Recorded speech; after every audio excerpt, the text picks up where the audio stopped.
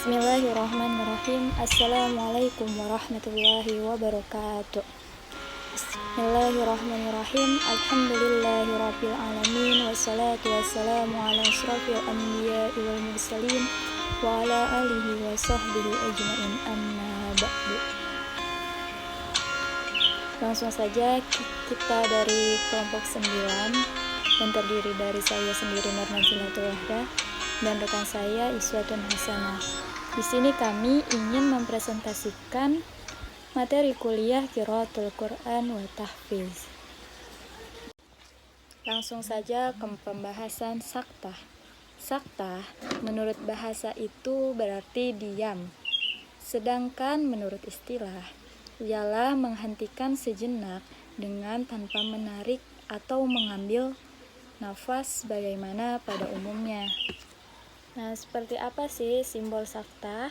Saktah dapat disimbolkan seperti tulisan saktah kecil di atas kalimat yang harus ditambahkan atau ditulis dalam bentuk sin di atas kalimat yang harus ditambahkan juga.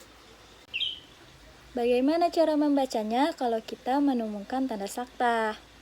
Nah, ketika kita menemukan tanda saktah, maka kita harus berhenti sejenak 1-2 ketukan tanpa menghembuskan nafas. Contoh saktah itu hanya terdapat di 4 surat. Yang pertama itu ada surat Al-Mutaffifin ayat ke-14, surat Al-Kahfi ayat ke-1, surat Yasin ayat ke-52, dan yang terakhir ada surat Al-Qiyamah ayat ke-27. Jadi jika kita menemukan tanda saktah, diharuskan kita untuk berhenti sejenak tanpa mengambil nafas. Selanjutnya ada imalah kubro atau mahlah.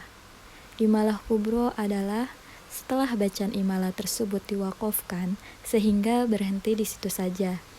Kriteria imalah kubro adalah semua lafaz dalam Al-Quran yang akhirnya terdapat alif maksurah atau alif bengkong. Pendapat ini dikemukakan oleh Imam Warasi, misalnya pada lafaz ahwa dibaca ahwe, wattaqo dibaca wattaqe, istagna dibaca istagene, fatardo dibaca fatarode.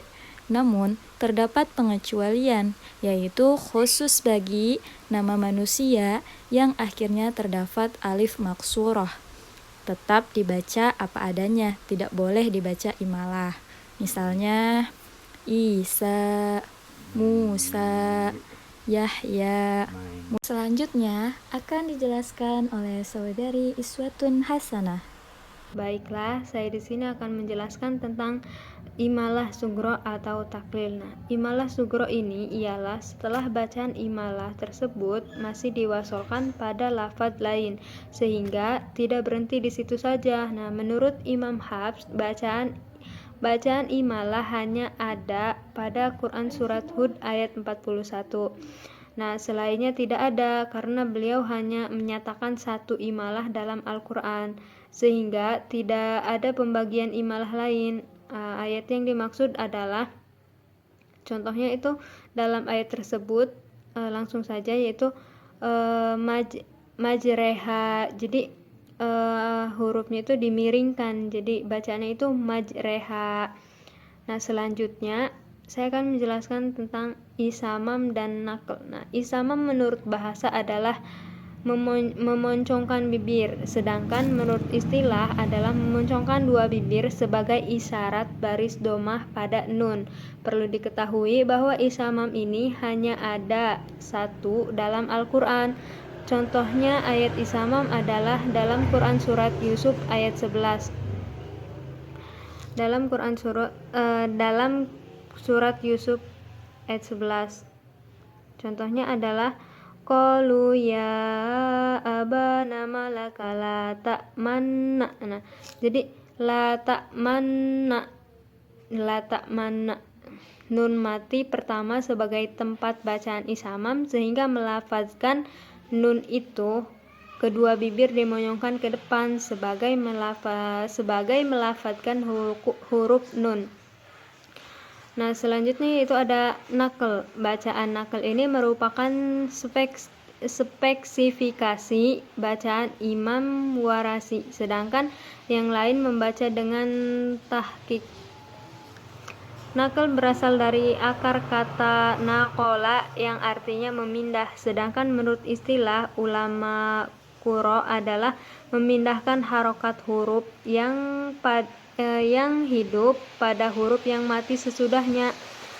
Tujuan naql dalam membaca Al-Quran adalah mempermudah bacaan, karena dengan adanya bacaan naql ini seseorang pembaca mudah melafadzkan kalimat tertentu dan tanpa mengalami kesulitan karena harokatnya. Contohnya itu dalam Quran surat Al-Hujurat ayat 11.